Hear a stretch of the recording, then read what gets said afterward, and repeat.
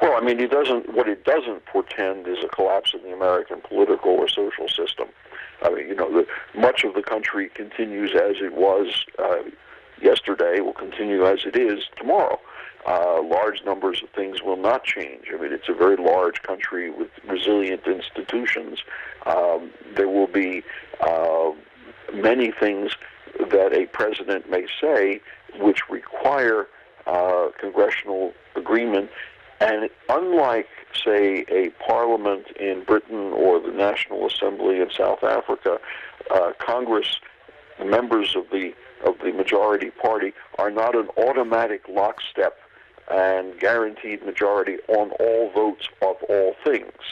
In other words, congressmen and senators both often vote their conscience and their own personal principles, very different than you get in a parliamentary kind of system.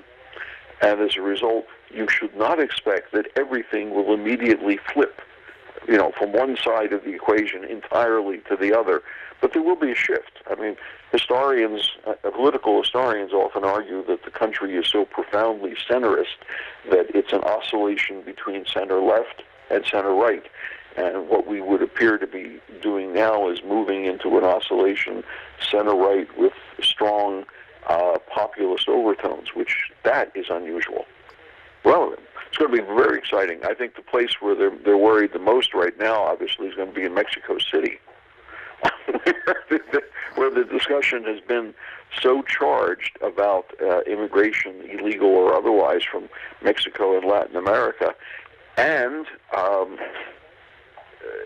I think around the Pacific Rim generally, in terms of ongoing trade, multilateral trade negotiations, the Russians are obviously profoundly pleased if this happens, because they had put all their chips on a Trump victory. The Chinese may be less happy because this argues for a much tougher international trade stance.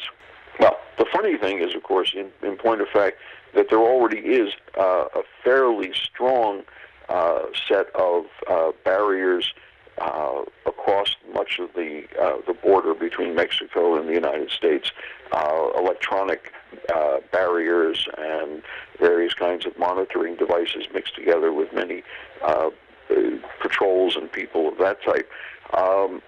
But the ultra-expensive, massive concrete wall that Donald Trump had argued for so vociferously, it's expensive.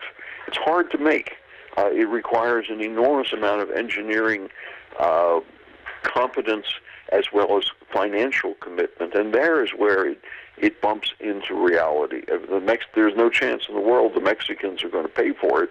That means that somehow it either comes out of the American Congress's power of the purse, unlikely, or in some way, shape, or form out of the trade balance, and that it's hard to visualize how that happens.